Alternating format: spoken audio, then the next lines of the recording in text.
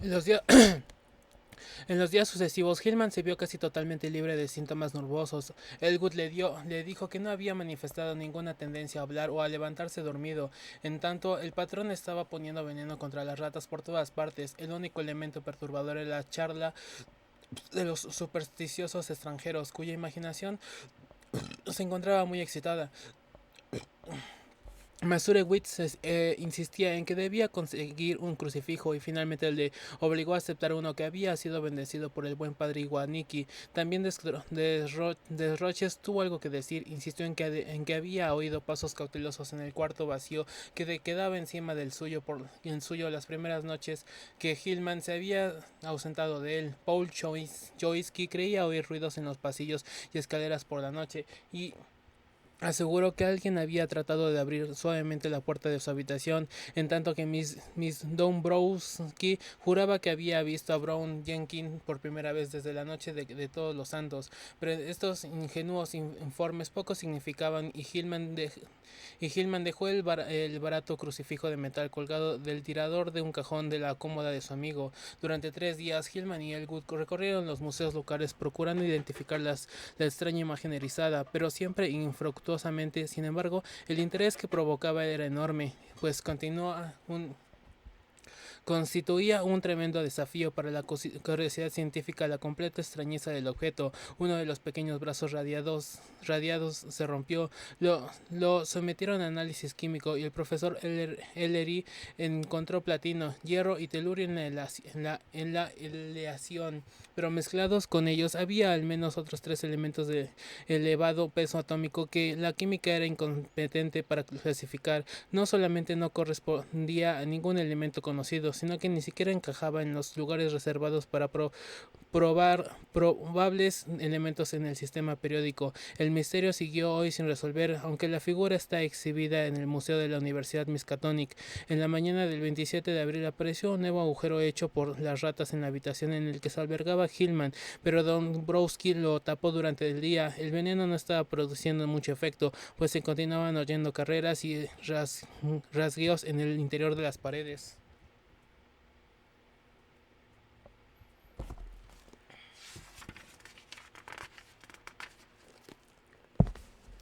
Elwood volvió tarde aquella noche y Hillman se quedó levantado esperándole. No quería dormir solo en una habitación, especialmente porque el atardecer le había parecido ver a la repulsiva vieja cuya imagen se había introducido de manera tan horrible en sus sueños. Se preguntó quién sería y qué habría estado cerca de ella, golpeando una lata en un montón de basura que había en la entrada de un patio miserable.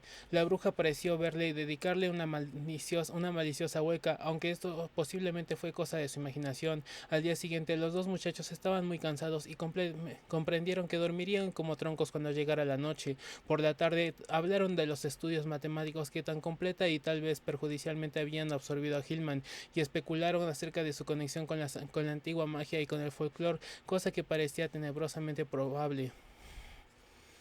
Hablaron de la bruja, que se llamó Mason, y Elwood convino en que Hillman tenía buenas razones científicas para pensar que la vieja podía haber tropezado casualmente con conocimientos extraños e importantes. Los cultos secretos a los que se entregaban estas hechiceras guardaban y transmitían frecuentemente secretos sorprendentes desde antiguas y olvidadas épocas, y no era de ninguna manera imposible que Kesia hubiera dominado el arte de atravesar los muros dimensionales. La tradición subraya la inutilidad de las barreras materiales para detener los movimientos de una bruja. ¿Y quién puede decir que hay en el fondo de las antiguas leyendas que hablan de viajes a lomos de una escoba a través de la noche? Faltaba ver si un estudiante moderno podía adquirir poderes similares tan solo mediante investigaciones matemáticas. Obtenerlos, según Hillman, podía conducir a situaciones peligrosas e inconcebibles, pues ¿quién podría predecir las condiciones imperantes en una dimensión adyacente pero normalmente impracticable?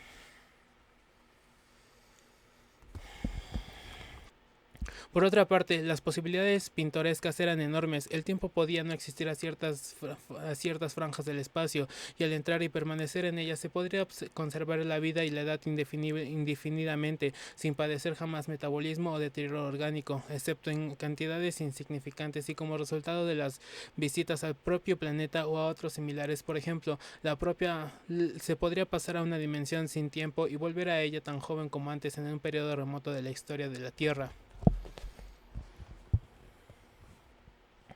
Resultaba imposible conjeturar si alguien había intentado conseguirlo. Las leyendas son vagas y ambiguas, y en épocas históricas todas las tentativas de cruzar espacios prohibidos parecen estar mezcladas a extrañas y terribles alianzas con seres y mensajeros del exterior.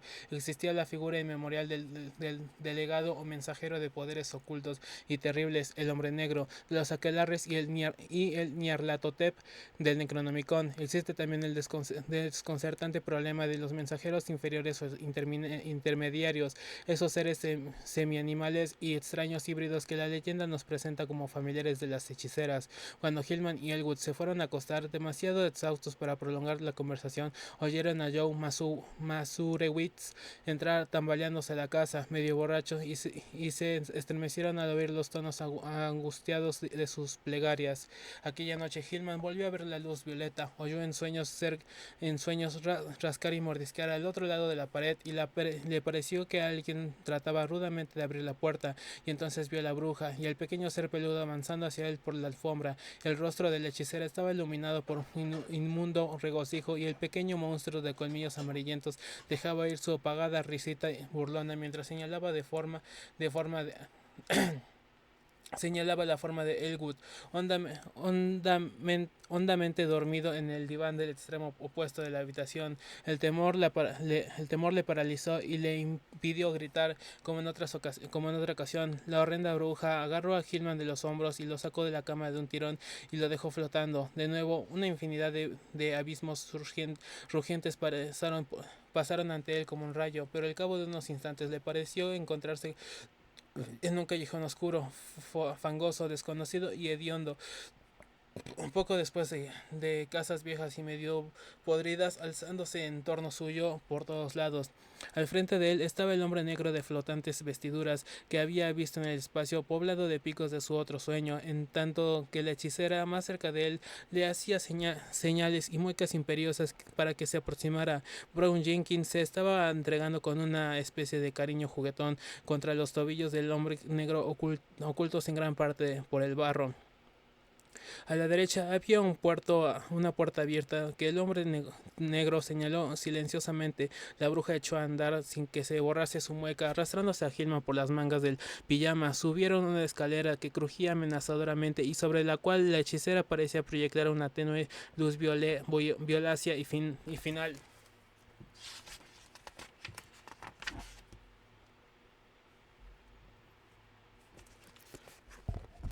Y finalmente se detuvieron ante una puerta que se abría en un rellano. La hechicera anduvo en el picaporte y abrió la puerta, indicando a Hillman que aguardaba y desapareciendo en el interior. El oído hipersensible del muchacho captó un espeluznante grito ahogado, y pasados unos momentos la bruja salió de la habitación, transportando una pequeña forma inerte que tendió a Hillman como ordenándole que lo cogiera. La vista de este bulto y la expresión de su rostro rompieron el encanto. Aún demasiado aturdido para gritar, se precipitó imprudentemente por la ruidosa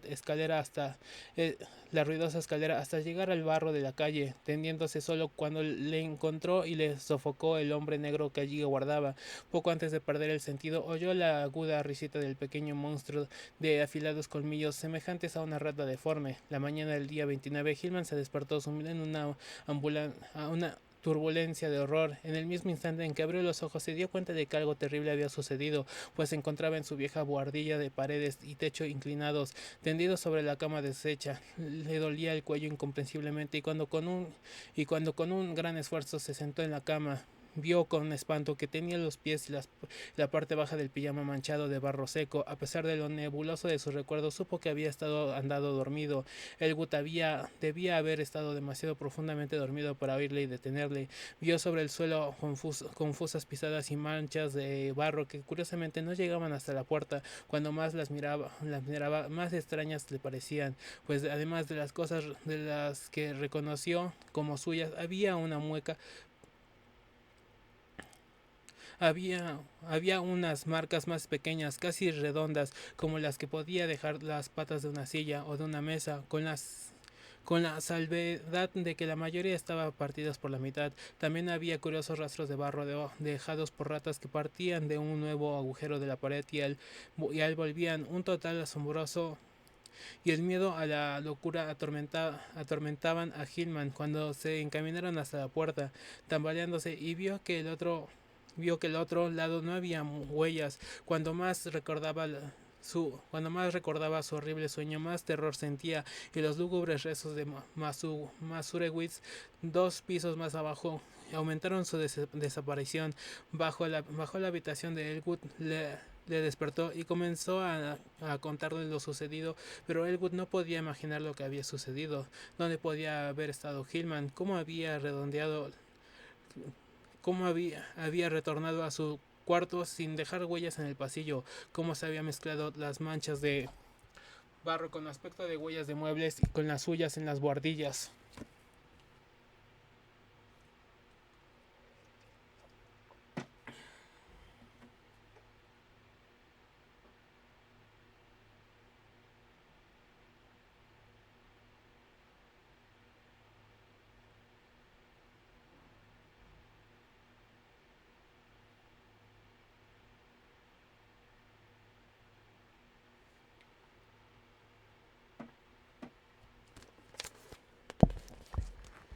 Eran preguntas que no tenían respuesta. Luego estaba aquellas oscuras marcas lívidas del cuello, como si hubiera tratado de ahorcarse. Se las tocó con las manos, pero vio que no concordaban a ellas ni siquiera aproximadamente, y mientras conservaban,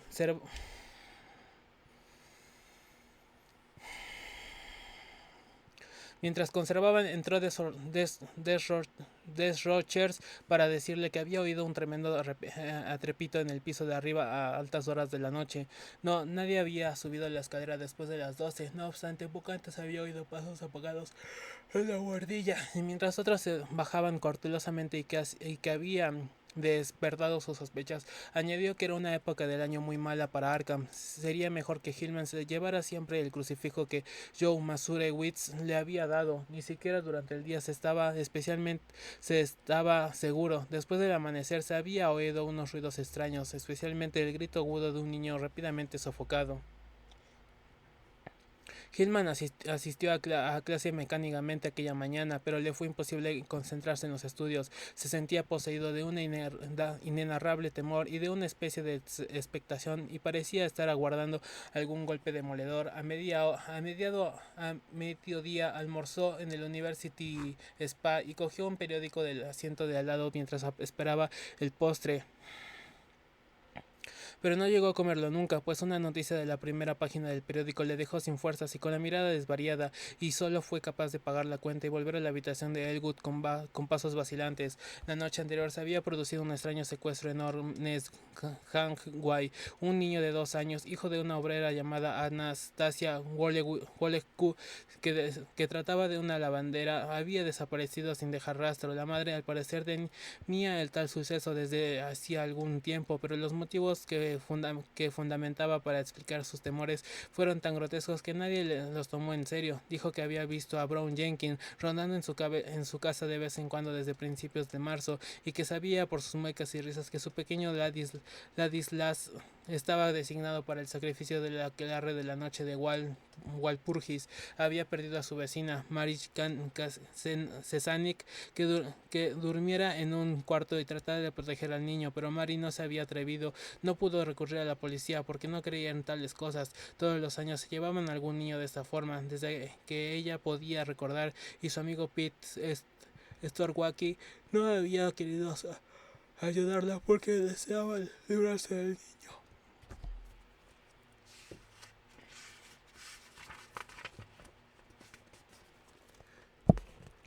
Pero lo que más impresionó a Hillman fueron las declaraciones de un par de trasnochadores que pasaron caminando por la entrada del callejón poco después de medianoche. Reconocieron que estaban bebidos, pero ambos aseguraron haber visto a tres personas vestidas de manera estrafalaria entrar en el callejón. Una de ellas, según dijeron, era un negro gigantesco envuelto en una túnica, la otra una vieja andrajosa y el tercero un muchacho blanco con su ropa de dormir.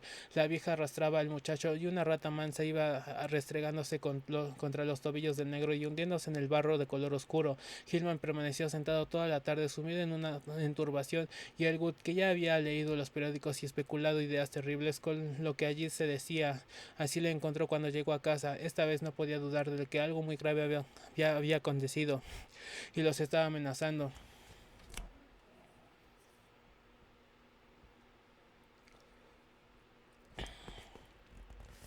Entre los fantasmas de las pesadillas y las realidades del mundo objetivo se estaba cristalizando una monstruosa e inconcebible relación, y solamente una intensísima vigilancia podría evitar acontecimientos todavía más espeluznantes. Hillman tenía que consultar a un psiquiatra antes o después.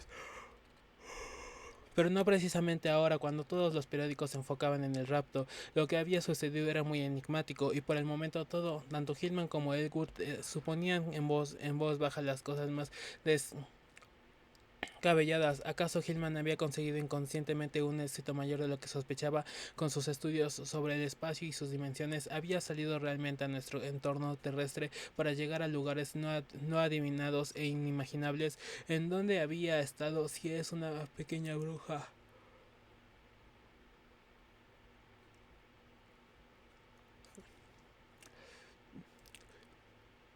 Entonces había estado, si había estado en algún sitio. Aquellas noches de demoníaco extrañamiento, los abismos en penumbra reconocen con sonidos terribles, la loma verde, la terraza abrasadora, la atracción de las estrellas, el negro torbellino final, el hombre negro, el callejón embarrado y la escalera, la vieja bruja, el horror peludo de afilados colmillos, los grupos de burbujas y el pequeño poliedro, el extraño tostado de su piel, la herida de la muñeca, la imagen inexplicada, los pies manchados de barro, las señales en el cuello el cuello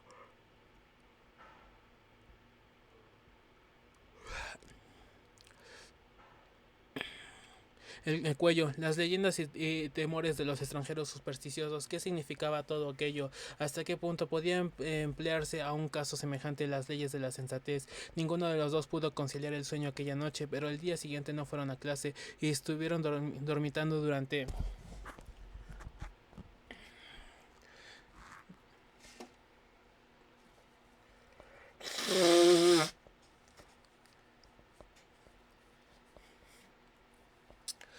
horas. Eso fue el 30 de abril. Con el crepúsculo llegaría la diabólica hora de la que todos los extranjeros y los viejos supersticiosos temían. Masurewitz regresó a casa de las 6 de la tarde con la noticia de que la gente susurraba en el molino que la retendría lugar en el oscuro barranco al otro lado de Medwood Hill. Se levantó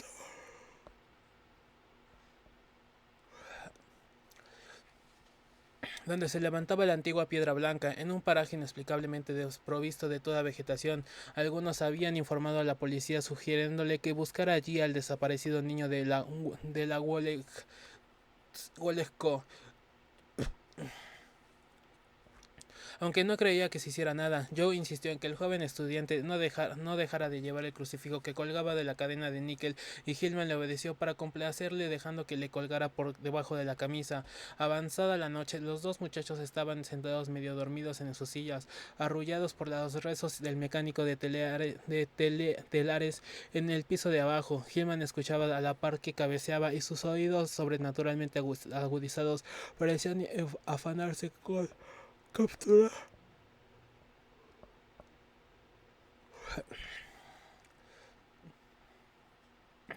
Mastur regresó a casa de las 6 de la tarde con la noticia de que la gente susurraba en el molino en la que la retendría en lugar el oscuro barranco al otro lado de Medwood Hill, donde se levanta la antigua piedra blanca, en un paraje inexplicablemente desprovisto de toda vegetación. Ambos habían informado a la policía sugiriéndole que buscara allí al desaparecido niño de la Wolesco, aunque no creían que se hiciera nada. Joe insistió en que el joven estudiante no dejara de llevar el crucifijo que colgaba de la cadena de níquel, y Hillman le obedeció para complacerle sale dejando que le colgara por debajo de la camisa. Avanzada la noche, los dos muchachos estaban sentados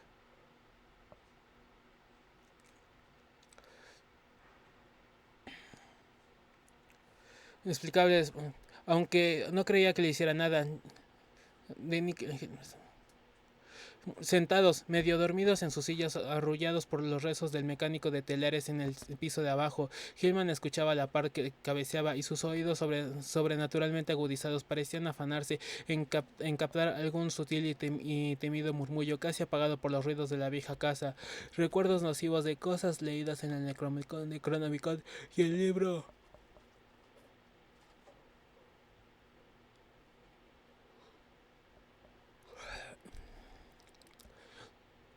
Y el libro negro no brotaron en su mente y se encontraban balanzándose ajustando los movimientos a abominables ritmos supuestamente pertenecientes a las más grotescas ceremonias del aquelarre, cuyo origen se decía se remontaba a un tiempo y a un espacio ajenos a los nuestros. Al cabo se dio cuenta de que estaba tratando de escuchar los infernales cánticos de los celebrantes en el distante y tenebroso valle, como sabía el tanto acerca de la cuestión, como conocía la hora en que Nahab y su acólito iban a aparecer con la rebosante vasija que seguía el gallo y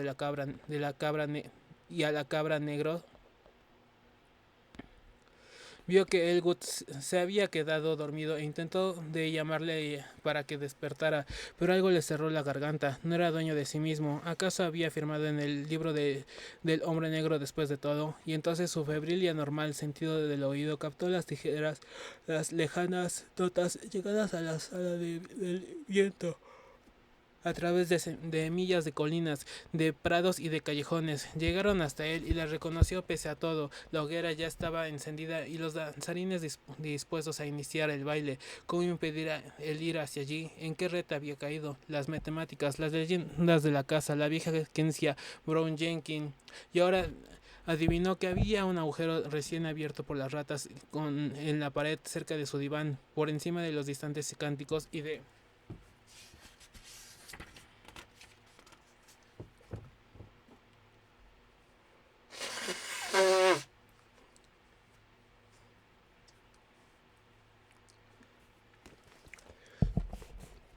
las más cercanas plegarias de Masurewitz. Oyó otro ruido, el sonido de algo que escarbaba furtivamente, pero con decisión en la pared. Temió que fuera a fallar la luz eléctrica y entonces vio la colmilluda y barbada carita asomado por el agujero de las ratas, la maldita cara que terminó por percatarse de que se parecía sorprendentemente y burlonamente de la hechicera, y oyó el ruido de alguien que andaba en la puerta. Detonaron ante él los abismos oscuros y llenos de gritos, y se sintió indefenso en la presa informe de las agrupaciones iridiscentes de brujas.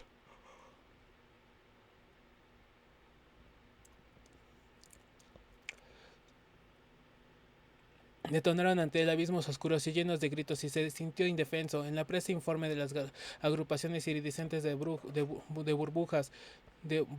Ante él corrían velozmente el pequeño poliedro caleidoscópico, y en todo el vacío envuelto en turbulencia se recibió un aumento y una aceleración de la vaga configuración tónica que parecía presagiar un clímax indispensable inigualable,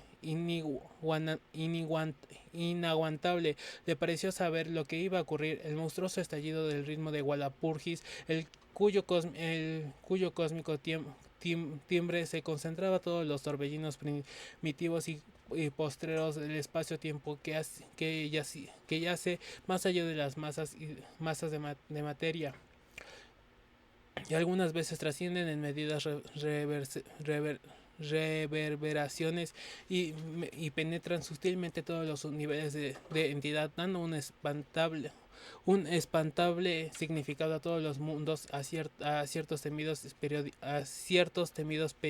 periodos.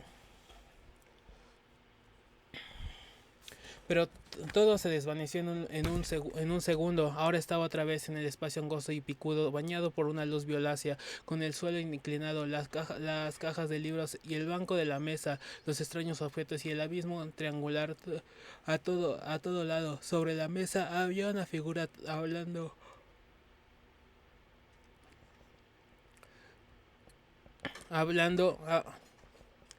una figura blanca y pequeña, la figura de un niño desnudo inconsciente, y al otro lado estaba la inhumana vieja de horrible expresión con un brillante cuchillo de grotesco mango en la mano derecha y un cuenco de metal de color claro, de extrañas proporciones, curiosos dibujos cincelados y delicadas asas laterales en la izquierda, entonaban alguna especie de cántico ritual en una lengua que Hillman no pudo entender pero que parecía algo citado cautelosamente en el Necronomicon.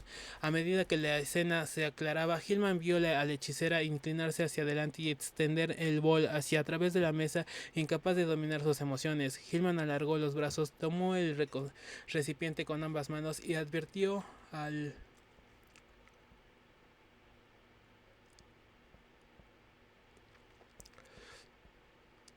Hillman alargó los brazos, tomó el recipiente con ambas manos y advirtió al hacerlo que pesaba poco. En el mismo momento, el repulsivo Brown Jenkins trepó sobre el borde del triangular vacío negro de la izquierda. La bruja le hizo señas a Hillman de que mantuviera el recipiente en determinada posición, mientras allá alzaba el enorme y grotesco cuchillo. Hasta ahora se lo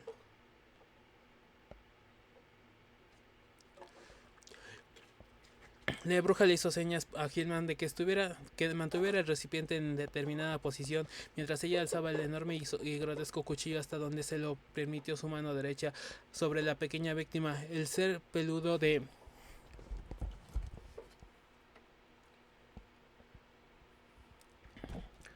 afilados colmillos, continuó el desconocido ritual, riendo entre dientes, en tanto que la bruja mascullaba repulsivas respuestas.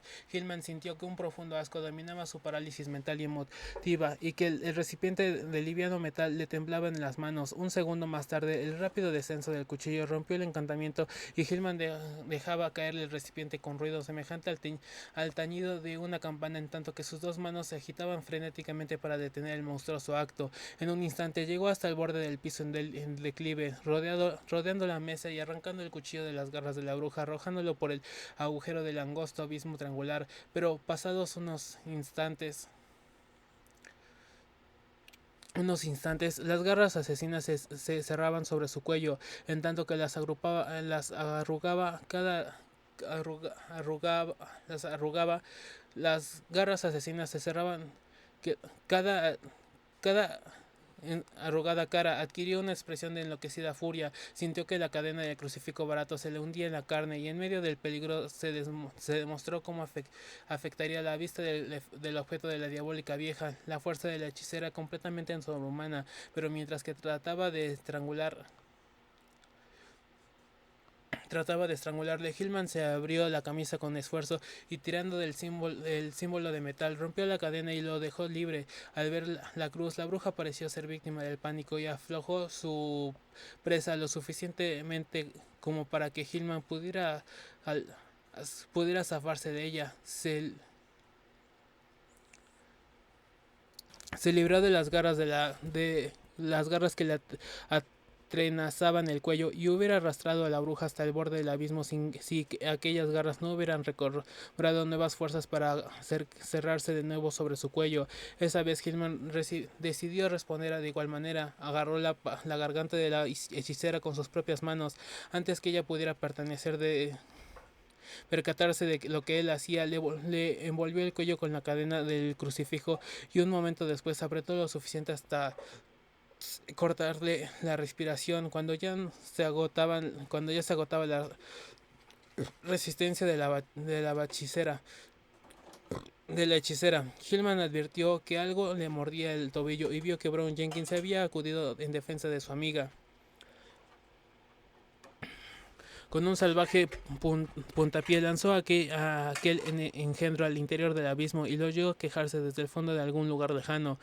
Mamá huevo. No sabía si había tomado a la bruja, pero la dejó sobre el suelo en donde había caído, y al volverse vio sobre la mesa algo que casi acabó con los últimos rastros de su razón. Brown Jenkins, dotado de fuertes músculos y 4 manos diminutas de demoníaca destreza, había estado ocupado mientras la bruja trataba de estrangular. Los esfuerzos de Hillman que había sido en vano. Lo que él había evitado que hiciera él. El cuchillo en el pecho de la víctima lo había logrado. Era una muñeca. Los colmillos amarillentos del peludo engendro y el recipiente que había caído al suelo estaban lleno junto al pequeño cuerpo sin vida. En su soñar delirio, Hillman oyó el diabólico cántico del ritmo inhumano de aquel llegando desde una distancia infinita, y supo que el hombre negro tenía que estar allí. Los confusos recuerdos Los confusos recuerdos se mezclaron con la matemática, y se pensó que su inconsciente conocía los ángulos que necesitaba para guiarse y regresar al mundo normal, solo y sin ayuda por primera vez. Se sintió seguro de encontrarse en el desván herméticamente cerrado desde el tiempo inmemorial encima de su habitación, pero le parecía muy dudoso escapar a través del suelo en declive o de la trampa cerrada hacia tantos años.